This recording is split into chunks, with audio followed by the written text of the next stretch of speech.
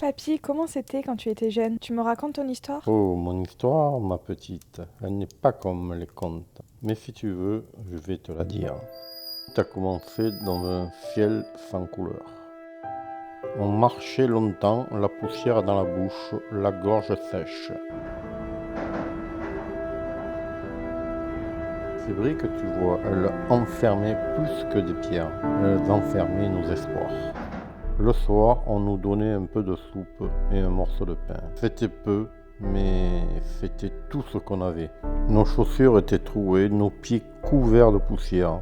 Parce qu'ils voulaient qu'on se ressemble, qu'on n'ait plus de nom, juste des rayures. Autour de nous, il y avait des hommes en bottes noires. On n'osait pas parler, le bruit de leurs pas faisait peur. Au loin, une fumée montait dans le ciel. On ne comprenait pas tout, mais on sentait que le mal était là. Mais pourquoi tout ça, papy? Viens là, ma petite. Je vais t'expliquer avec des images d'archives. On nous a enfermés dans des camps. On travaillait sans arrêt dans le froid, la peur et la faim. Beaucoup n'ont pas survécu. Des millions d'âmes se sont envolées, juste parce qu'elles étaient différentes.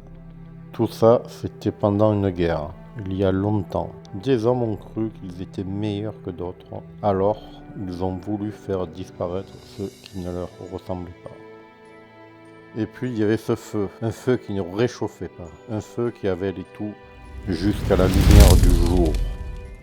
Là, beaucoup ont disparu sans un mot, sans une trace. Le ciel lui-même semblait pleurer.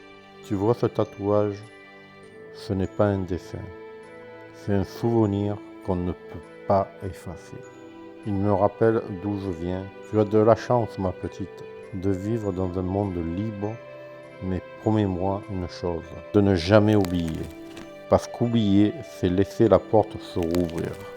Et toi, tu peux être la lumière qui la garde fermée.